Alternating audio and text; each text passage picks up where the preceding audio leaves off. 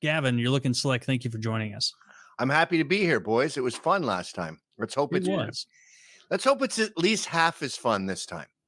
Oh, I was hoping for twice as fun. No, we got all the pleasantries out of the way last time.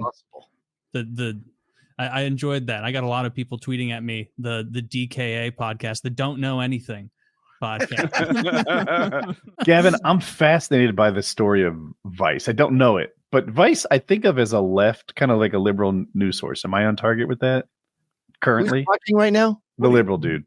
Yeah. So Vice guy doesn't know anything. Yeah. Literally I'm asking. In the guy who hasn't heard of anything. Jesus fuck, Gavin. Answer the question, you shit fuck. What was the question? Vice. When you started that and then you left it, can you tell the story of how that evolved? I'm curious. I think it might be a good story.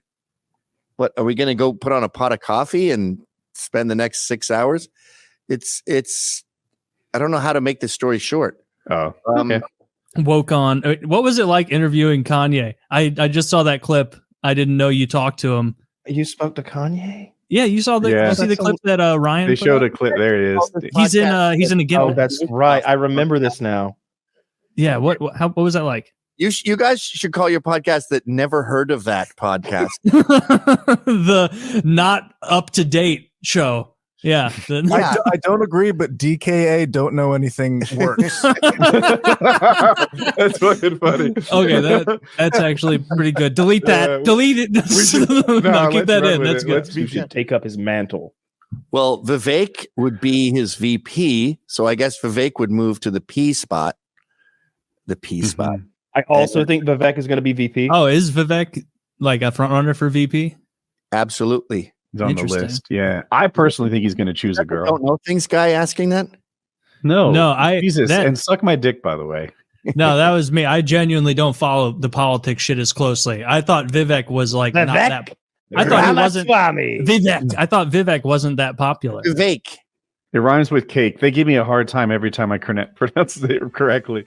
What was the thing you didn't know? It was you, right, Woody?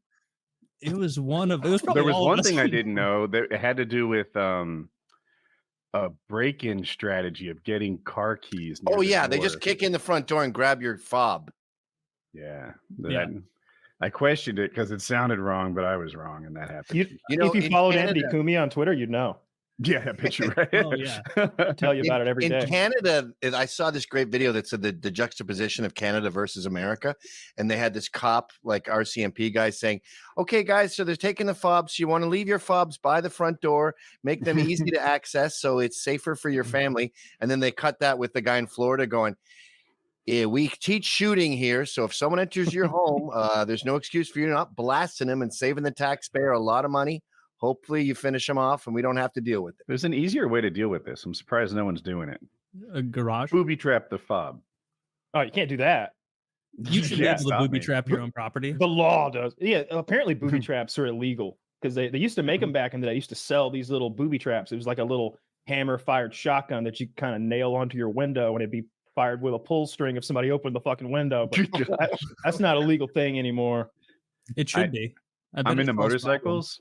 And in the dirt bike world, you can't just put like a cable across the path. Of course. If motorcyclists are tearing up your property, you can't booby trap it like that. Huh. You throw nailed up boards down. That's what I did. There were people driving through a place, and I just put boards out there with nails driven through them and fucked all their ATVs up. Yeah, I don't think they broke my windows. They broke your windows. So were they even destroying your property, or you were just ruining? Yes. No, they're fucking doing donuts in my front yard. Oh, okay. Fair enough. Your front yard? Yeah, of the personal? building I have. Yeah, I own it. No, but I mean, like, were they doing it because they didn't like you in your front yard? Who fucking cares why they're doing it? Was the rape personal, madam? Did he mean it? Like, I don't care why they're doing it. They're doing it. It impacts how hurt my feelings are. That's what this is all about. Do you remember this is probably like 2016. It was a super old video where this one like boomer kept having his Trump sign run over by people into his yard. And so he somehow like a very remarkably easy strategy. He attached it to a 2x4 with nails on it so that if you tipped it over, the nails faced up, and then he like showed a picture of that and then a photo of like some like clearly liberal woman with like a blown out car having it towed away. Like that should be legal. You're gonna talk about the guy who electrified his Trump sign. So when someone grabs it, they get zapped. And that's probably illegal too. Fascism. Worth it. You should be able to booby trap your own property in any way you please. With our fobs is if I have a shit or something, I rub shit all over the fobs and leave them by the front. And then obviously in the mornings, I put on gloves and get Clorox wipes and I clean all the shit off them. Yeah. You have a very frustrating, disgusting morning routine. The whole front of a whole area by our front door reeks. Yeah. No car thefts, not one. No, never. Everybody's heard of that Kia Boy thing where like they rob tons of Kias because I guess the Kia just didn't think it through. And my younger brother has had a Kia for years, and he's always mentioning like, God, please someone steal my Kia.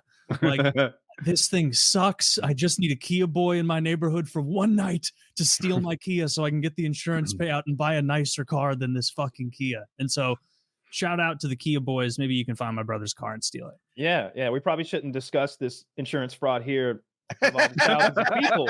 However, I might add, he just needs to park it in the right spot. Did I say my brother? I meant a guy I heard of. Actually, I'm making this all up. And a short story you once wrote as a child. I'm making up right now. It's just a stream of consciousness thing. Yeah. Okay. Fair enough. Kias get a bad rap. They're not that bad of cars. They're really not. They're fine. They're following the path that a lot of cars do, where they start as garbage and improve over the decades.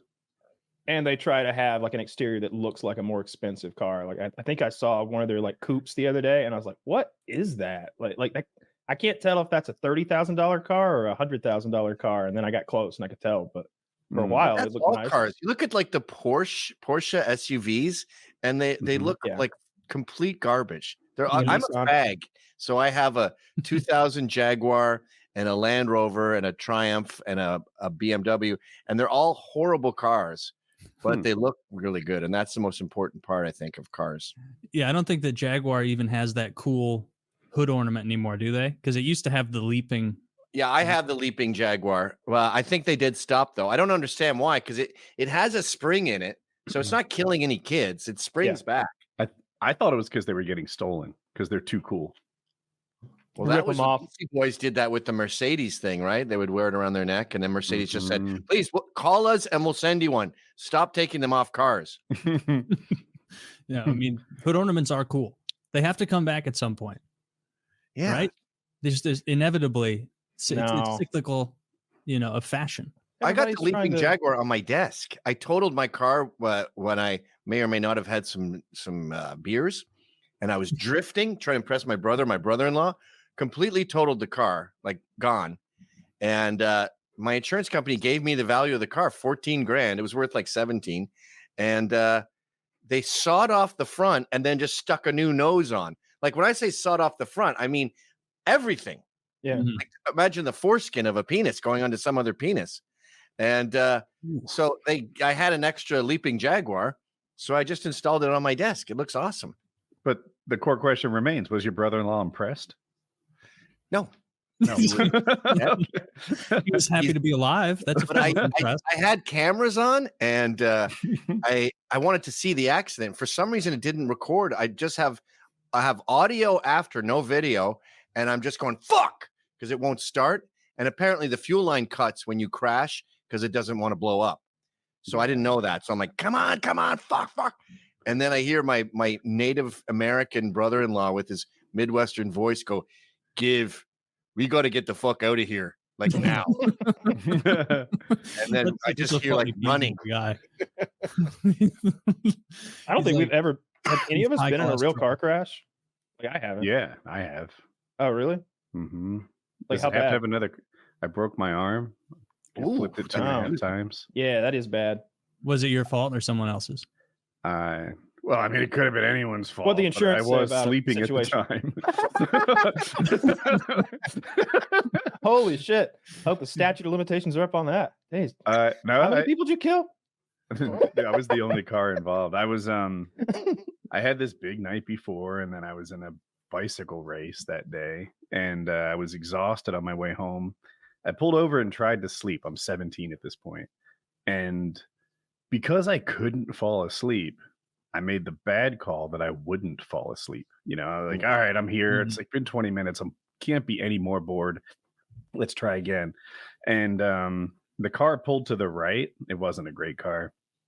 And I woke up when the two right tires hit the grass.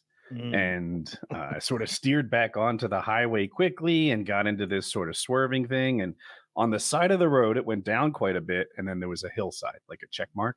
And when the front of the car hit that hillside, that's when I started rolling. And it was 2.5 rolls. So, one roll isn't upside down. That's half a roll. It was 2 full rolls. And then I came to a rest on the roof. And one of the rolls lowered the roof by like 6 inches and broke every window. And then I had my seatbelt on, but in my mind, I thought I was going to fall out the driver's side window. So I posted my arm out to protect myself. Yeah. And that's when I broke these 2 bones. I've got that scar there. I don't know if it's not super visible. Yeah, I can see a little bit. I can see like the that's from one of the surgeries to repair the arm. Yikes. Yeah. And it's why my fingers don't work well. You fell asleep. So I almost like give you that one, like, because it's not exactly user error. You were just exhausted. But I do pride myself on all the miles that I've driven and never hit any fucking thing. Like never, ever. Not even a deer? You can't avoid a deer. I've hit a deer. I hit the deer. I got, yeah. And he hit me, actually. Honestly, he hit me. He hit my fenders like squarely in the side. Like he hit where the tire well was. So I'm going to blame that on him. That's not my fault. I couldn't do anything about that. There was like I don't even know if this was true. Maybe it was like a parent thing to try and scare me. But like I've had in my head that like if a deer is in front of your car, you never slow down even the tiniest bit. You're supposed to just blast through it. And that's because it was either my dad or maybe it was a fucking hockey coach of mine. I don't know. But he told me, he's like, oh, my brother-in-law. Yeah, it was a hockey coach. He's like, yeah, he was driving windy road, saw a deer, decided to slow down. All that did was kick it up onto the top of his car.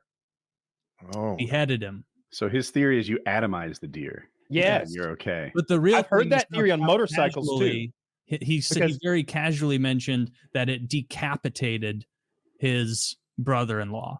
Fuck. Like he died by having a deer go through the windshield and take his head off. And I'm only now realizing he was probably lying to me. Yeah. Yeah, it sounds like a lie. Damn. Yeah, deers are not very sharp.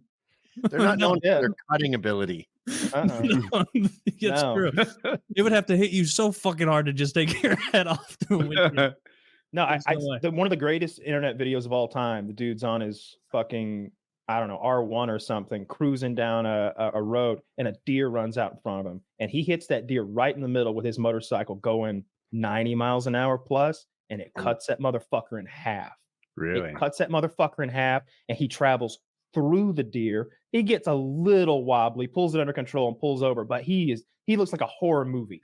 Like he's just, he looks like you dumped a bucket of blood, like Carrie at the end of the fucking movie, just dumped on with blood. Deer. Yes, organs. it was so badass. Yeah.